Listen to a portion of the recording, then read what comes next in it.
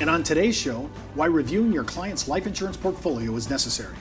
Part one of this week's series on the life insurance policy review with policy due diligence expert and certified financial planner, Sam Roque. Hi everyone, I'm Steve Savant, syndicated financial columnist and contributing author to Innsmark, Life Specs, and Backroom Technician. Let's get down to business. Well, welcome to the show, Sam. Thanks, Steve. Sam, I'm looking at our first slide and I want to get into this. Some of you know that Sam is a really touted due diligence and due care expert on product review. This is all you do now. You just review policy. How many policies, I'm just kind of curious, a week does your team actually review? Yeah, we do about 1,200 reviews a year. A year? Yep. So you're doing 100 easy, right? Yep. Every month? Correct. How many people on your team? We have 7 of us total. So there are 6 full-time illustrators. Right. All they're doing is looking at policy reviews and numbers. Correct. This number stuns me that you have on your team. This has been going on for almost a decade, coming up with a number like this. You say that 65% of all cases reviewed actually end in a improvement to the case and many times a replacement of a case. Correct. So why is that? Well, frankly, a lot of policies were mispriced to begin with. They're underperforming. Maybe the client was in the wrong underwriting class to begin with. So really, there are a lot of opportunities out there to improve policies, to put them in a better situation because, frankly, things have gotten better. Mortality has improved, and products have gotten better. The carriers have gotten better at pricing them, and underwriting has gotten more specific. Those are the 2 big reasons right now, there. you just brought up underwriting. I know that there's an adage that I've been publishing. I have this in CNN that I just had an article come out in CNN. I actually quoted a substantial authority on an issue that 50% or more of Americans that hold life insurance are actually in the wrong rate class, which is a medical issue. Correct. How many of your cases that you see out of 1,200 are usually the medical issue? We can improve it just on that issue alone. Yeah, I can't give you a specific number to that, but I would say it's a lot. There are tobacco issues. A lot of people have quit smoking over the last several years, or maybe they used smokeless tobacco or smoked cigars, which 10 years ago would have been a tobacco rating, but today we can get them non-tobacco rates, which is going to substantially improve the pricing. Not to mention carriers' mortality assumptions have gotten better across the board. People are living longer, and in 1980, when a lot of these products were priced, the mortality assumptions were a lot more conservative than they are today. So if you had a client that was using some form of tobacco, that'd be a reason alone to look at. Dramatically different, including weight loss. Diabetes is an issue where 10, 12 years ago you might have been declined or heavily rated, where today you might be able to get a standard rating or even a standard plus or preferred rating, depending on your situation. So not only do some people just actually frankly get healthier, but some people also will underwriting has caught up to where we can get them a better rate class today than we could have 10 years ago, just because underwriting is more specific. How much impact have life credits had on underwriting as well? Huge. Frankly, a lot of the carriers have just gotten much more professional, much more specific. There's a lot more research out there on certain impairments, and frankly, carriers are always looking for an edge. And so if they feel like they can price a certain impairment better than the market due to something that they know that everybody else doesn't, they feel like that's a really good opportunity to get some market share. Well, now you've been talking about tobacco, medical issues, weight, different impairment specific, but what about product? Yep. I mean, there's been changes. You remarked about the 1980 CSO. Even if the client was on a 2000 CSO, would I still look at it even if it was written early in the 2000s? Absolutely, you would, because mortality has gotten better even since then. And frankly, a lot of policies that were put in place in the early 2000s were put in place under higher interest rate assumptions. So, as interest rates have gone down, those policies typically have underperformed, and now the market offers guaranteed solutions and leaner, lower cost scenarios. And frankly, some of those policies have just gotten to a place where they are underperforming so much that to catch up is just a very difficult process, and it makes sense to transition them to a new product. Now, I've noticed that besides the underwriting, when you're talking about product, many times you can increase the benefit for the client if that's the strategy, or in reverse, actually lower the premium commitment. Correct. Now, which one do you see the client usually take? I mean, I kind of know the answer, but I'm curious from your standpoint. The typical is to either reduce or eliminate the premium. We've done a lot in the past with just totally eliminating premiums. A lot of clients say, look, I'm in a phase of my life where I don't want to pay this premium anymore. I'm content just taking what I've put into it, leveraging it to the max that I can leverage it, and simply letting it go, and utilizing their cash flow for a lifestyle or for other outlets. And you've seen many clients actually qualify so they don't have to pay ongoing premium anymore. Correct. Well, see, to me, that's a huge benefit. So even if you're just looking, this is a great prospecting tool too. I could see people saying, I didn't even write this client, but I'm going to have it reviewed anyways. Now, we could also look through different underwriting. As you said, there could be cases that once were declined in the past that are now rated, or even with lifestyle credits and shaving programs could be improved. Also, I'm thinking about loan provisions. Usually people have loans. Is that an issue? Oh, that's a huge issue. Loans are a huge issue, and a lot of times we're able to kind of come up with a strategy to mitigate the loan. A lot of old whole life contracts have a loan provision that's like an 8% interest rate, and so that loan value is really blowing up on them, and they need to come up with a solution. Otherwise, they're going to have a big tax problem down the road, and ultimately, their policy isn't going to do what they want it to do.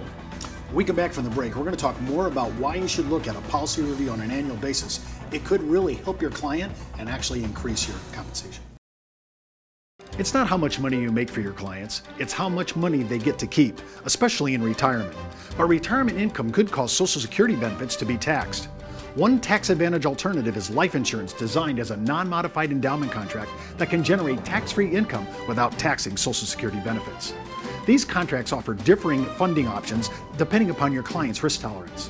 For more information on how life insurance can be part of your retirement planning, just email me at steve@downtobusiness.tv.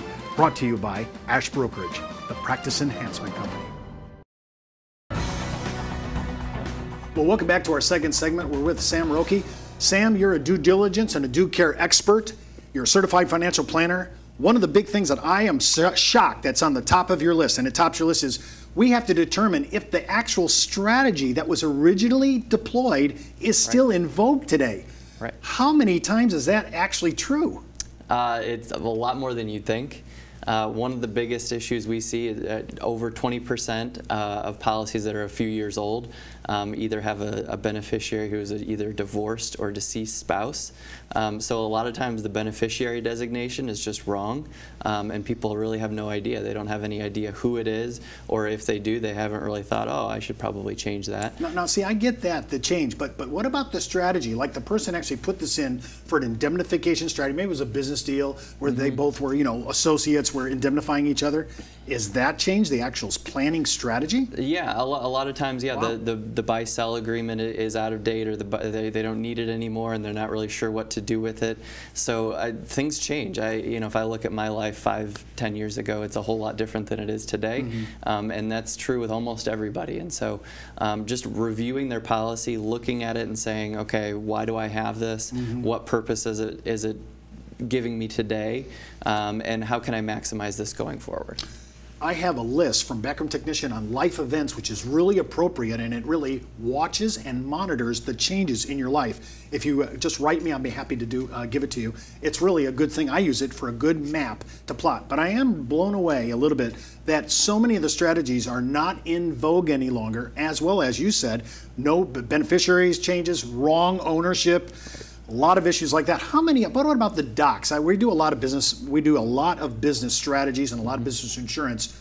Are there a lot of buy-sell agreements? Are there a lot of cross-purchase, or do they just have the insurance and no documentation? There's typically a buy-sell or the documentation, but a lot of times it's just wrong or it's bad. It has an old formula in there that needs to be reviewed. And we have outlets where we can get an insurance company's legal counsel to go in and actually review the buy-sell document for you. So there's a huge value in just being able to go in and have somebody who's a professional take a look at it and say, okay, here's some things you need to think about and you need to really understand. And frankly, there are a lot of buy-sells that just aren't funded. Well, now when I think about non-funded, this isn't going to really do anything. Right. And on top of that, what about the buy-sell evaluations? I mean, businesses change, and some of these businesses haven't been evaluated in 5, some up to a decade. Yep. How much of that do you see? There's a lot of that, and one of the other alternatives we have in the market, or options we have in the market, is to informally value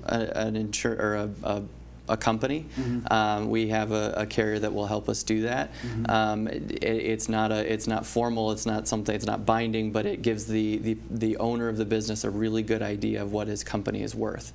I'm looking at this other provision that you already talk about, provisions and benefits within an existing policy. Right. There could be riders. There could be specs inside the contract. Give me an example of something that you would see on a regular basis that you say, wow, I need to clarify, is that provision really what they really wanted? Or if it is in vogue, if it's still being used, is it appropriate? And is there another carrier that has a better benefit for the same dollar? Right. There is a good bit of that. And honestly, the biggest opportunity in the market right now is adding value to the contract, and the major feature that's out there these days that wasn't out there 10, 15 years ago are long-term care riders. And long-term care is something that a lot of people are very cognizant of.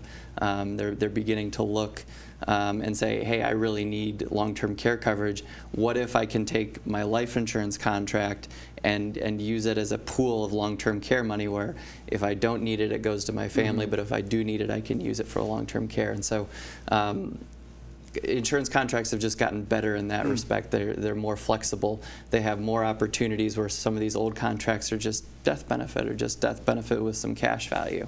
Are these contracts that have these riders, are those riders embedded in the contract, or do you actually have to pay extra for those riders? It depends. Some carriers it's embedded, and some carriers it is you pay a little extra for it. We actually recommend typically that you do pay extra for it, because when you do take benefits at the back end, your death benefit is reduced dollar for dollar. Whereas some of those embedded free riders, those do typically reduce the death benefit much more than dollar for dollar, depending on an actuarial factor, depending on the interest rate at the time, that you can't really predict. So there's a lot to look at if we want to add additional value. There really is, yeah. What about this issue? We just went through AG 38 a couple years ago. I thought the whole guaranteed universal life issue was pretty much put to bed.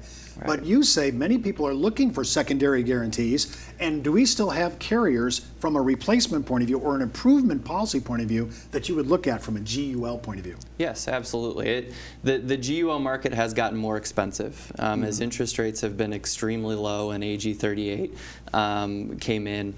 A lot of carriers had to reprice for both of those reasons. We're finding now that it seems to be more interest rate driven than reserving, and a lot of carriers are still very committed to the market. And honestly, consumers just like a guarantee. They like to know that if I put in this, I'm going to get this.